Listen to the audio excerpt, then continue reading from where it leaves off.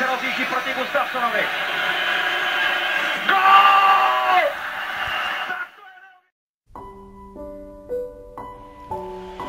Horáček má rychlost a ještě Rolinka, který podporuje jeho útok.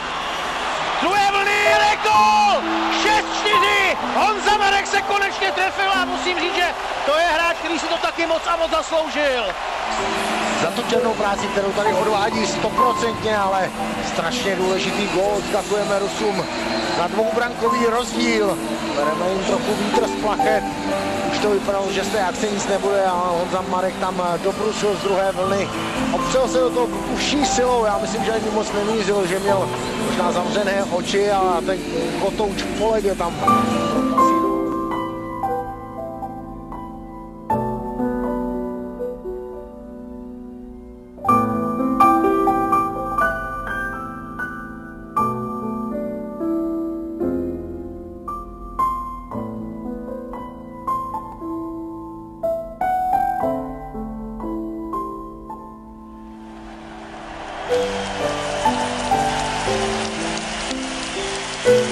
Obrovské dojatie v tvári nášho kapitána. Nezabudnutelná 38. Odohrala množstvo nádherných zápasov v reprezentačnom týme.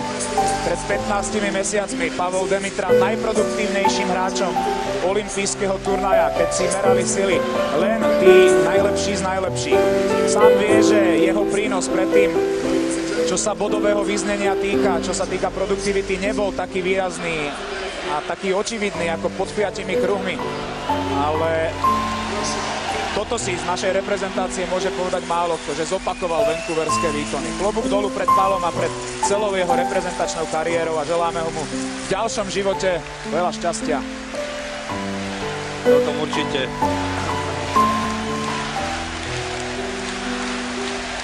No i mne sa páči na tomto, že aj ľudia ocenili vlastne tie predošlé výkony tímu, tú bojovnosť. Ten standing ovation patrí samozrejme hlavne Palovi Demitrovi, ale aj celému tímu za to, že neodflakli tie zápasy, aj keď veľa vecí v tom turnaji bolo zlých. Na tie analýzy obširnejšie bude čas neskôr samozrejme, ale toto sa mi najviac páči, že ľudia hokej milujú a že aj tento standing ovation na záver zápasu sme konečne zvíťazili, aj keď sme sa nikam neposunuli, tak ocenili výkon všetkých hráčov a samozrejme osobne Pala Demitru. Aj tvrdí chlapi plačú, ale nemusia sa za to hanbiť, hoci ich vidí 10 000 ľudí priamo na štadióne a ďalšie 100 000 pri televíznych obrazovkách. Končí sa jedna veľká éra, hoci, to sme vraveli, tých odchodov koľko bude, toľko bude, ale jeden je nesmierne výrazný. Pavla Demitru už v reprezentačnom drese. Dá sa neuvidíme, ak nepríde nejaká zmena rozhodnutia. Palovi veľa šťastia v rodinnom živote, v ďalšom pôsobení v Lokomotíve Jaroslavl, kde zlomil ruský rekord v počte zápasov, ktorých bodoval po sebe v rámci play-off aj za to. No, nevím, ani Timerson tam nemá to postavení podle předpisu, ale Kotouč se odráží na švédského, ale Vampola u něj bojuje. Horáček posílá před bránu, Rachůnek na pál, gól! Gól! Rachůnek prostřelil!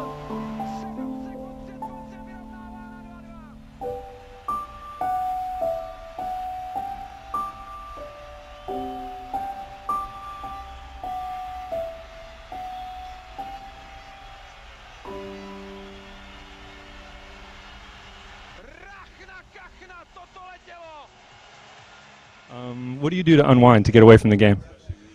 Just relax at home, watch TV, or hang out with the buddies. What's your least favorite food? I like everything. Okay.